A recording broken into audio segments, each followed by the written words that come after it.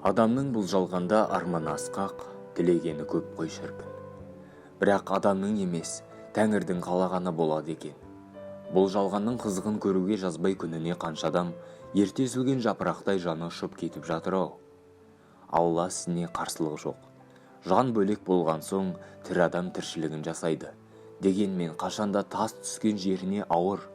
Жақын адамнан айырылу қайғысы ең алдымен оның отбасына салмақ түсіреді. Жылдар өтсе де, жараның аузы бітелмей сыздап ауырады. Иә, жылдар өтті. Аз жыл емес, жақын жандардың дауысын естіп, жүзін көрмегелі аттай 10 жыл, 6 жыл, 4 жыл зулап өтіп кетті. Көздің жасы тыйылмады, көңілдің жарасы жазылмады. Балам деп жүрегін берген ананың, әкем, анам деген бала мен келіннің, артта қалған бауырдың, қамқоршы әпкенің қам көңілі бұл жалғанның тірлігімен көмкерілсе де, сағынышы басылмады-ау. Ол басылмайды да. Сабыр ғана көмек. Енді тек артта қалған ұрпақтың Құран оқып, олардың тек жақсылығын айтуы ғана парыз болса керек.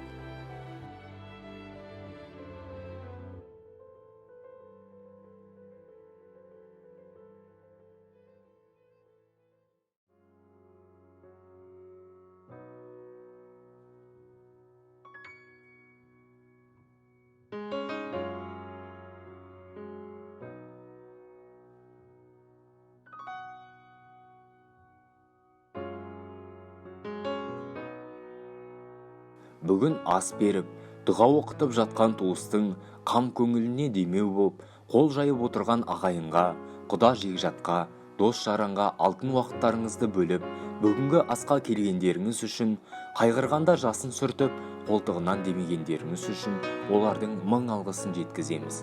Барлық жақсылықтарыңыз Алладан еселеніп қайтсын. Осы шағын бейне жазбада марқұмдар Еркебұланұлы Баянбектің, Мәулен қызы Жанаттың, Баянбекұлы Нұрсұлтанның жарқын бейнесі мен жақсы қасиеттерін еске аламыз. Бақыт дейді, бақыт бар ма жалғанда, көнеміз ғой тағдыр басқа салғанға, өзімізді санаушы едік бақытты, үшеуі де ортамызда болғанда, Алла алды, өзі берген жандарын, тілейміз ғой жұмақтан орын алғанын.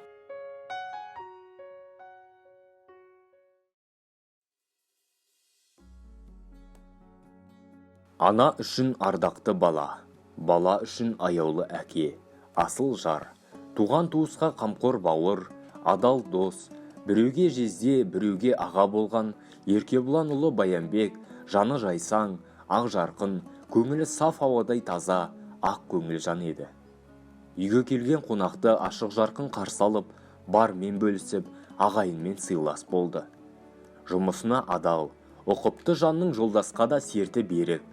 Жүзіне қарасаң емен жарқын елпілдеген көңілі көрінетін ақ көйлек тұғын. Саналы ғұмырында ешкімнің көңіліне келетін ауыр сөз айтып ренжітпеген жан еді. Апталдай азаматтың аяқ асты о дүниеге аттануы оңай соққы болмады. Ананың қайғысы қара жердей зілді болды. Ботамай деп жоқтатпасын бұл жалғанда. Ана зары мен мұңы баласын сағынып зар жылады.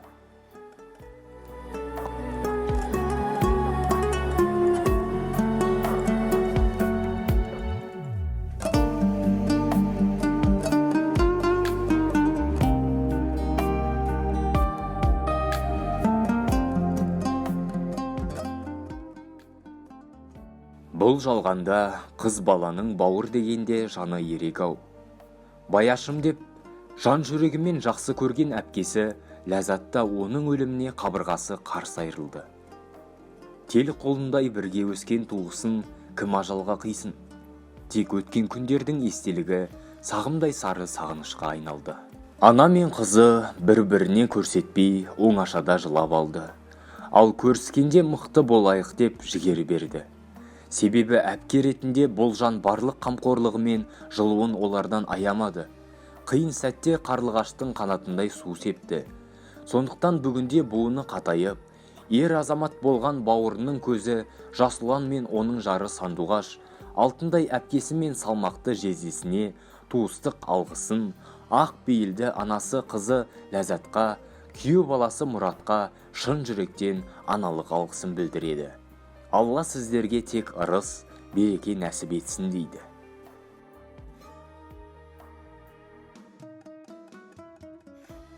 Әкем менің асқар таудай өреді, бір бойында жақсылығы көп еді. Әрбір істе сабырлы да салмақты, еш адамға артық сөзі жоқ еді. Ер жетіп қалған балалары әкенің қамқорлығына зәру болды, сағынды, бірақ бойларына жігер бітіп, отбасының салмағын өз мойындарына алды. Азамат деген атқа лайық тұлға болуға тырысты, болды да.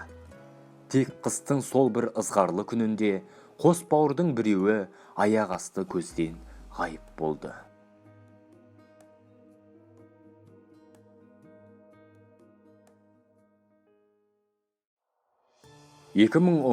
жылдың 6 желтоқсаны күні әжесінің жүзіне күлкі үйірілткен, ағасы Жасұланға демеу болған, өзі де үнемі күлімдеп жүретін жаны жарқын Баянбекұлы Нұрсұлтан бақилық болды. Ол енді ғана отбасылық өмірдің қызығын көріп, жас ағаштай мәуелей өсіп келе жатқан еді. Артында аяулы жары Анар мен айы мен күні 2 жұлдызы қалды. Иә, Алла ісіне шара жоқ.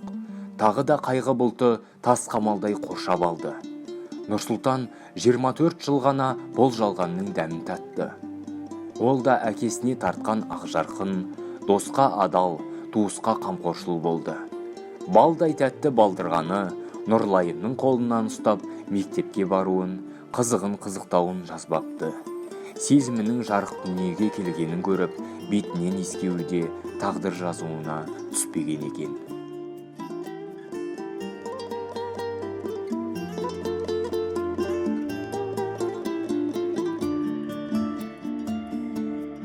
Екі балдырғаны әкесінің жарқын бейнесін анасының, әжесінің, туыстарының естелігінен естіп, біліп есейгенде, оның қандай жақсы адам болғанын көңілдеріне тоқыр.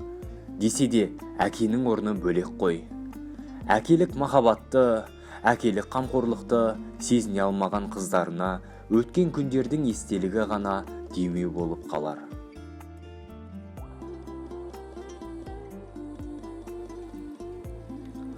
Арада аз уақыт өткенде қос бауырдың анасы, Мәулен қызы Жанат та өмірден озды. Ол ардақты келін, аяулы жар, асыл ана еді. Өмір жолында ұстаздық жолды ту еткен, ол жұмысында сыйлы, айналасына қадірлі бола білді. Қолынан барлық іс келетін. Өкінішке орай немерелерін көріп, қызығын енді қызықтап келе жатқанда, өлім періштесі оны ортадан алып кетті.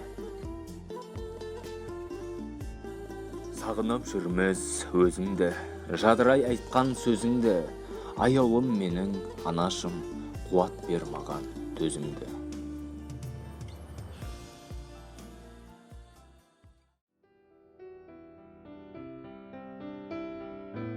Иә, орнында бар оңалар демекші.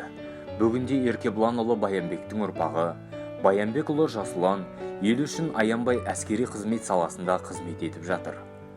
Іргелі отбасының отағасы, аяулы жар, 3 сәбидің асыл әкесі. Осы отбасының ең басты асыл қазынасы, ұйытқысы болып отырған әрине ол асыл әжесі. Өмір жолында талай қиындықты көрсе де, сабырлы мінезінен айнымаған асыл жанға, тағдырдың басқа салғанына мойымай, күш жинап, қайғыдан тұралап қалған бала-шағаға демеу болған әжемізге ұзақ ғұмыр берсін. Осы ұрпақтарыңыздың қызығын көріп жүре берсін деп тілейік.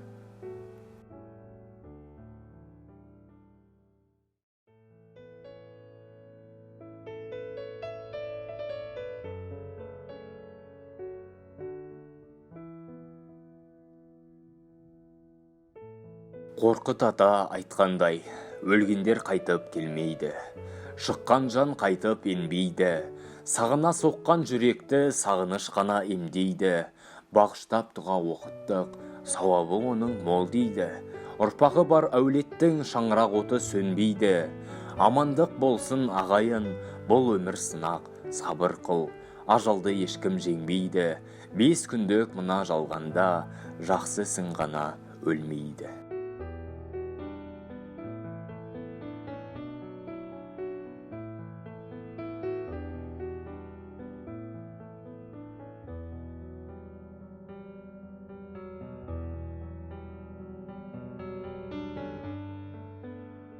Бүгінгі дұға тілек қабыл болсын. Марқұмдардың жатқан жері жайлы, топырағы торқа болсын. Алла біліп не білмей істеген күнәларын кешірілуге жазсын. Барлығымыз бұл жалғанда кешірімді бола білейік. Тірі кезде ата-ананы, туған туысты қадірлейік.